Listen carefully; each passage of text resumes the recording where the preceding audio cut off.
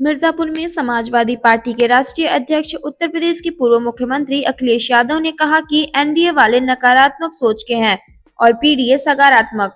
भाजपा नफरत फैलाकर एक दूसरे से दूरी बनाना चाहती है, जबकि समाजवादी पार्टी एक दूसरे को करीब लाने के लिए काम कर रही है।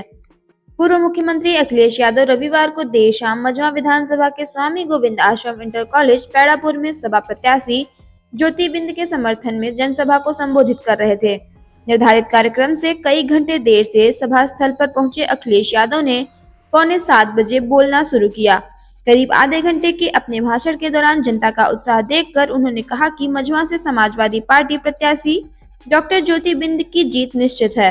सिर्फ प्रमाण पत्र लेने की अब तक शेष है। देखिए पूरी खबर।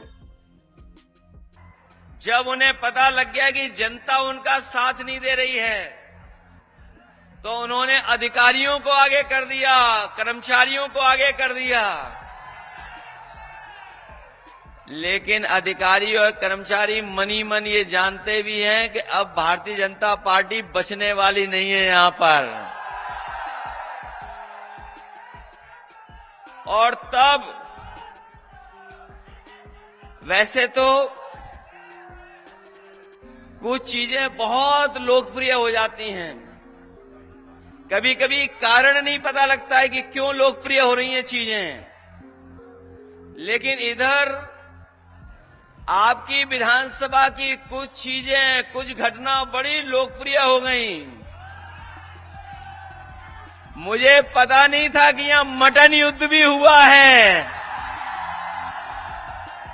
वैसे तरह तरह के युद्ध हम लोगों ने देखे हैं। ये इतिहास में दर्ज हो गया मटन युद्ध।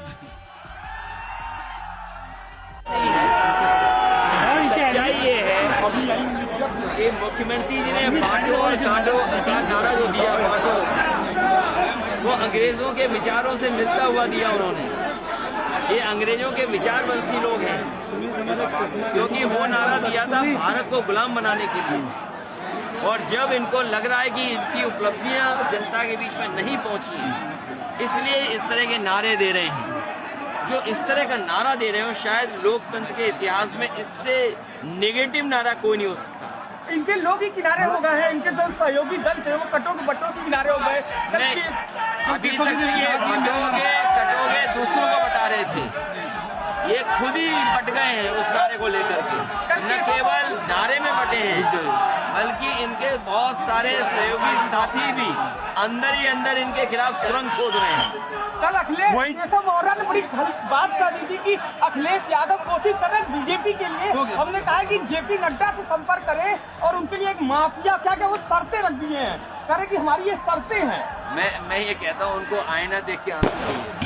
माफिया, अपराधी, गुंडा, बदमाश, सवाल वो नहीं है। इन्हें पीडीए जो है वो भी डीएपी नजर आ रहा है। पीडीए और डीएपी में नजर नहीं आ रहा है इनको कुछ भी, इसीलिए आज किसानों को डीएपी उपलब्ध नहीं करा पा रहे हैं, क्योंकि इन्हें लग रहा है कि अक्षर पीडीए और डीएपी एक ही चीज है। क्या अखिलेश यादव को कह रहा है कि प्रशासन के मझवा में खेल कर सकता है? देखिए, प्रशासन के ही दम पे ये चुनाव लड़ रहे हैं। इसलिए मैंने कहा, प्रशासन से मैंने यही कहा है कि बाबा साहब भीमराव अम्बेडकर जी को याद कीजिए, उन्होंने हमें एक वोट डालने का अधिकार दिया है।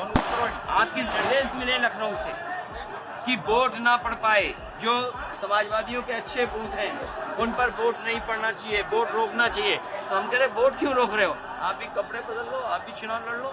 महाराज एक तरफ मुख्यमंत्री जी जो है, क्या ऐसे अधिकारी लोग दिखने को मिल रहा है? याद रखना, ऐसे अधिकारी लोगों के लिए वो डीजीपी ने क्या कहा था, अभी जो पूर्व डीजीपी जो पहले डीजीपी बने थे, कि जो सरकार के इशारे पे गलत काम करते हैं, समय आता है उनके साथ कोई खड़ा नहीं होता है। जो सरकार फेक इनकाउंटर करती हो, अपनी कुर्सी बचाने के लिए इनकाउंटर कराते हो, लोगों में दहशत फैलाने के लिए इनकाउंटर कराते हो, सोचिए उनके ही डीजीपी ने क्या कहा कि समय आएगा तब आपके साथ कोई खड़ा दिखाई नहीं देगा।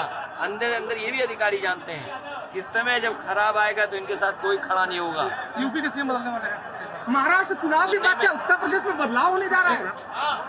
सच्चाई तो यही है, इसीलिए आपने देखा होगा मुख्यमंत्री जी कितनी बार आपके बीच आए, 3 बार, और डिप्टी सीएम, मंत्री, विधायक, सांसद, न जाने कौन कौन आ रहे हैं। वो इसी घबराहट में है कि अगर परिणाम अच्छा नहीं हुआ बाई इलेक्शन का, तो जिस तरीके से परिवर्तन बीजेपी करती है उसी तरह परिवर्तन यहाँ हो जाएगा। उत्तर का घपला लग रहा है क्या कि 9 सीटों पे घपला कर सकती है बीजेपी? प्रतिशत के हिसाब से देखेंगे तो 100% समाजवादी पार्टी इंडिया गठबंधन जीतने जा रहा है, और सीटों का हिसाब किताब देखोगे तो 9 की 9 सीटें गठबंधन समाजवादी पार्टी जीतने जा रही है। जनसभा में लेट आने का कारण लेट आने का कारण यही है कि कार्यक्रम करते करते लेट हो गए, और अगर ये रोकते भी तब भी मैं आता, हवाई जहाज रुक जाता तो सड़क से आते, साइकिल से और सड़क से रोके होते तो देखो हमारे साथी ने ठीक कहा, अगर साइकिल से भी आना पड़ता तो साइकिल से आते यहाँ अपनी बहन को वोट से जिताने के लिए। बहुत धन्यवाद।